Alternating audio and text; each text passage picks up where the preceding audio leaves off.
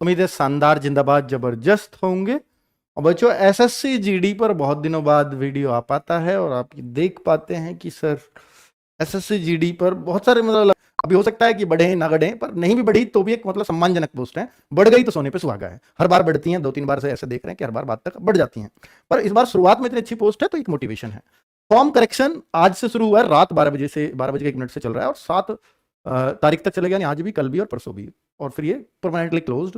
मैं बहुत बार देखता हूँ बच्चों, ये वीडियो मुझे इसलिए लाना पड़ा कि मैं बहुत बार देखता हूँ कि जब ये डेट निकल जाती है तो बच्चे हमारे पास आते हैं, ऑफिस विजिट करते हैं और वो कहते हैं कि सर मेरा ये करेक्शन मैं देख नहीं पाया फॉर्म को और मेरा ये करेक्शन छूट गया था। तो मेरी आप सब लोगों से हाथ जोड़ के रिक्वेस्ट है, एक बार जो आपने फॉर्म भरा था उसको एक बार चेक कर लीजिए प्लीज, तसल्ली से। एक एक डिटेल क्या चेक करना है, मैं अपने नाम की स्पेलिंग मिला लूँ, जो मेरे 10th में वही होनी चाहिए। मैं अपने father's name, mother's name, date of birth, category, ये सब चीज़ें मिला लूँ। मेरा फोटो वहाँ सही आया नहीं आया, सिग्नेचर सही है नहीं है, ऐसा। और मैंने जो पोस्ट प्रेफरेंस भरी थी, क्या ऐसा तो नहीं है कि बीएसएफ पहले पे डाल दी थी? ये परेशान करेगा आपको लास्ट में।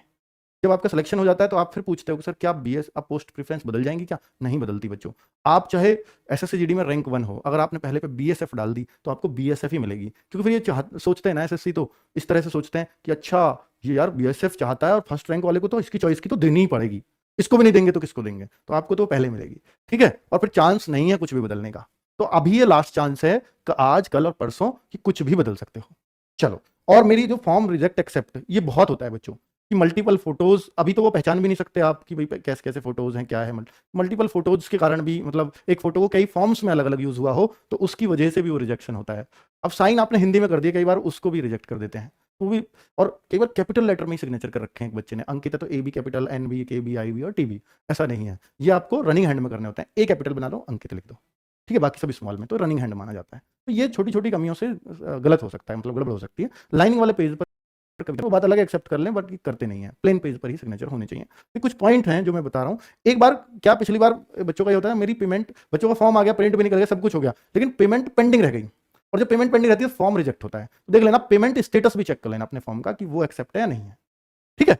तो उसकी वजह से भी कई बार फॉर्म रिजेक्ट होता है। और मेरा एक सबसे बड़ा पॉइंट, आज एक बच्चे का फोन आया कि सर मैं पिछली वाली में मेरा नंबर आ रहा है, जिसमें अभी मेडिकल और फिजिकल चल रहे हैं, तो उसमें मेरा नंबर आ चुका है, बट ओबीसी में हूं मैं, और ओबीसी में मेरा जो सर्टिफिकेट है वो स्टेट का है, और मेरा आज ही मुझे वो जाना है, आज ही, यानी 5 तारीख को, 4 को, जो भी उसका था कि मुझे आज ही जाना है डॉक्यूमेंट वेरिफिकेशन में। तो कहीं मेरे को बाहर तो नहीं कर देंगे?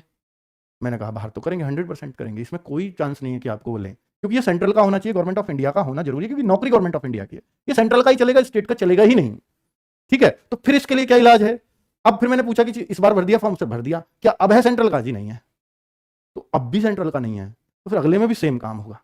तो फिर मैंने उसको सलाह दी कि फॉर्म करेक्शन चल रहे हैं, अब आपका बन तो सकता है, नहीं सर नहीं बनेगा, बना कर दिया।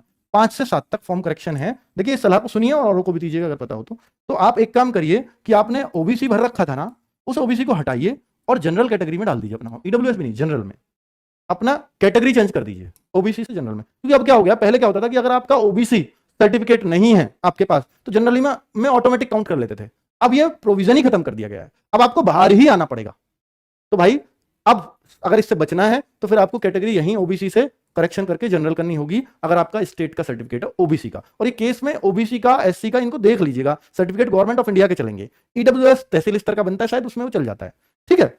चलो, कि ये तो सबको मालूम है ना कि चिराग सीरीज हमारी चल रही है, प्रैक्टिस सेट्स चल रहे हैं इसके। मेरी आपसे रिक्वेस्ट है, अगर आप अपनी तैयारी अच्छी मानते हो और ये मानते हो कि मुझे और अच्छी करनी है, तो प्रैक्टिस सेट्स में एक से एक धुरंधर टीचर है, तो इन टीचर्स की क्लास जरूर लेनी है। फीस है वो भी लगती है, तो फीस बता दूं तो करेक्शन आप 2 टाइम सबमिट कर सकते हो, करेक्शन 2 टाइम।